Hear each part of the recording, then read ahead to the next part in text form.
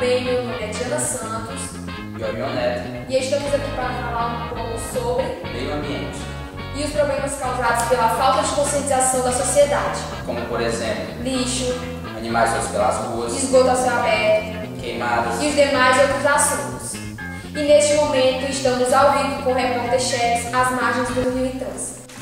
Olá, eu sou o repórter Cheles, estou aqui ao vivo às margens do Rio Itãs, onde antigamente era um dos principais pontos turísticos da nossa região. Aqui, como vocês podem ver, às margens do Rio Itãs, a grande presença de lixo no nosso rio e também devido ao escoamento de esgoto vindo da cidade e também a criação de animais próximos ao rio. Como vocês podem ver, aqui é o repórter Cheles e é com vocês aí no estúdio. E agora, recebemos uma notícia urgente e vamos ao vivo com o repórter Carimbo ao local do ocorrido. Olá, tudo bem? Eu sou o repórter Carimbo e trago até vocês uma notícia urgente. O esgoto está invadindo nossa cidade, está invadindo nossas casas. O mesmo traz mosquito da dengue, baratas, ratos. Será que ninguém percebe isso? Ninguém vai fazer nada? Carimbai! Estamos aqui no estúdio com a presença do professor Antônio Augusto Júnior para dar sua opinião sobre O uso correto e ecológico do lixo. Professor, comente um pouco sobre o processo histórico do lixo. As sociedades anteriormente nômades e agora sedentárias, e aí vão começar a modificar o ambiente. Nessa modificação, logicamente, se produz lixo, né? Se produz materiais descartáveis. Só que com a intensificação, a gente trazendo a história da nossa discussão, com a intensificação da industrialização, consequentemente, as pessoas começaram a produzir cada vez mais materiais descartáveis, né?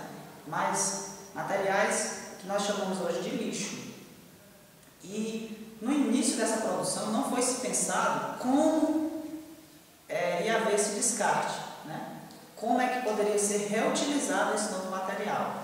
Esse material é que começaram as indústrias a produzir em massa através das linhas de produção.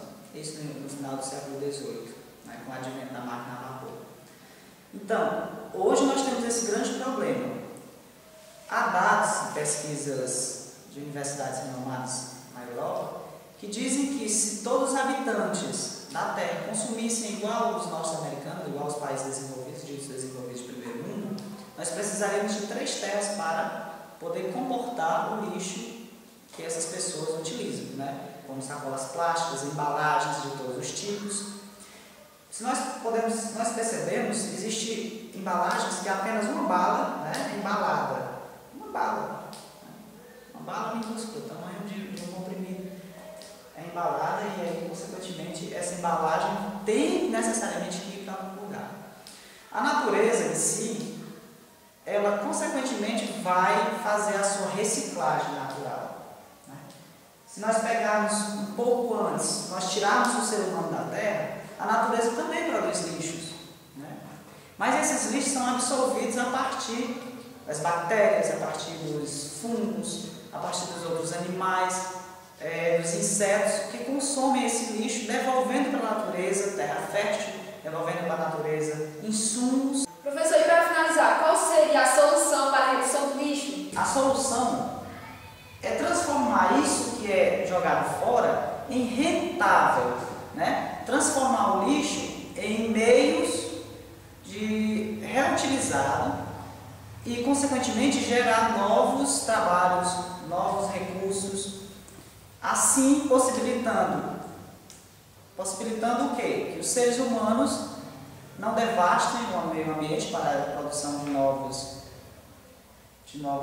excedentes de lixo, consequentemente aproveitando e dando suporte social para que as famílias possam viver com mais dignidade, né? As famílias de cada.